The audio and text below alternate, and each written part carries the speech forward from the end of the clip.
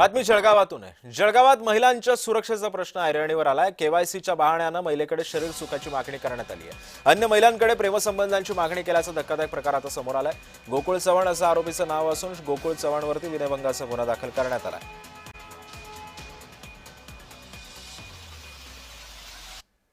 ही जी जाचक अट महिलांना लादलेली आहे, कारण त्यांच्या लाभार्थीची संख्या कमी करण्यासाठी, पण हे करत असताना माझ्या महिलांची सुरक्षा देखील तेवढीच महत्त्वाची आहे। आणि ह्या घटनेचा आपण जास्तीत जास्त चांगल्या रीतीने या घटनेकडे लक्ष द्या। या आरोपींवरती कठोर कारवाई करा, जेणेकरून माझ्या माता भगिनींवरती परत कुठल्याही महिलेवरती असा प्रसंग येऊ नये। माझी आपल्या मुख्यमंत्री महोदयांना देखील विनंती आहे की असले प्रकार होऊ नये भविष्यामध्ये, ह्यासाठी कठोर कारवाई या आरोपींवरती व्हावी, ही विनंती।